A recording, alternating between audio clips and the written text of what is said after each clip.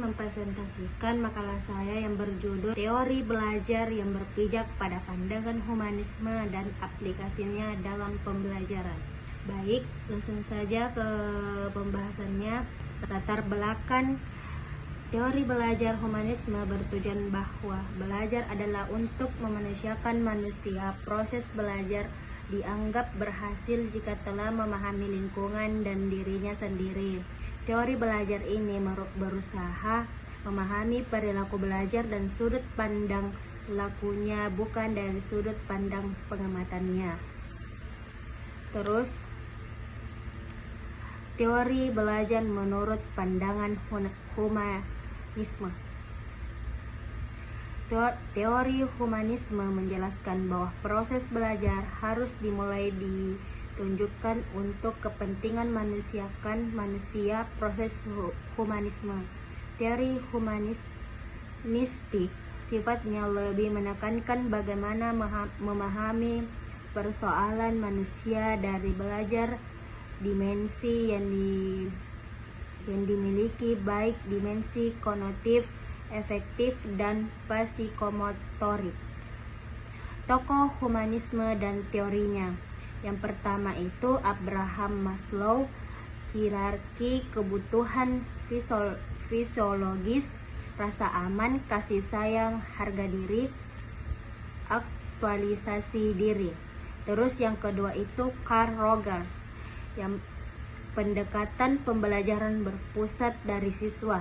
Terus yang ketiga itu Arthur Combs, persepsi sebagai kunci perilaku. Selanjutnya, aplikasi teori belajar humanisme terhadap peserta didik. Yang pertama itu siswa sebagai pelaku utama memahami dan mengembangkan potensi diri. Terus yang kedua itu guru sebagai fasilitator menciptakan lingkungan belajar yang nyaman. Terus yang ketiga itu proses belajar fokus pada partisipasi aktif, kebebasan berekspresi, dan evaluasi individual. Terus kelebihan dan kelemahan teori belajar humanisme dalam pembelajaran.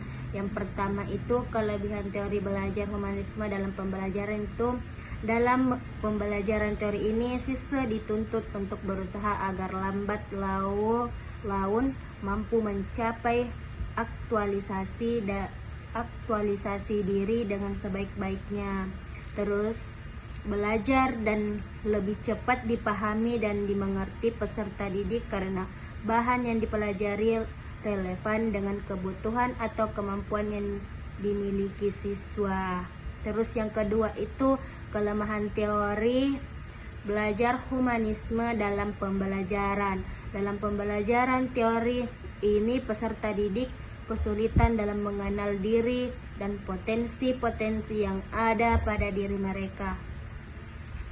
Baik, kesimpulan dari materi saya itu, dalam teori pembelajaran humanisme, peserta didik akan ditempatkan sebagai pusat atau bahan perhatian dalam aktivitas belajar. Kemudian peserta didik juga menjadi pelaku dalam memaknai pengamalan belajarnya sendiri. Dengan demikian, peserta didik ini dituntut untuk berperan aktif, kreatif, dan inisiatif karena siswa akan diberikan kebebasan untuk mengekspresikan kemampuan yang dimilikinya dan bukan merupakan sekedar menerima informasi dari guru pendidik.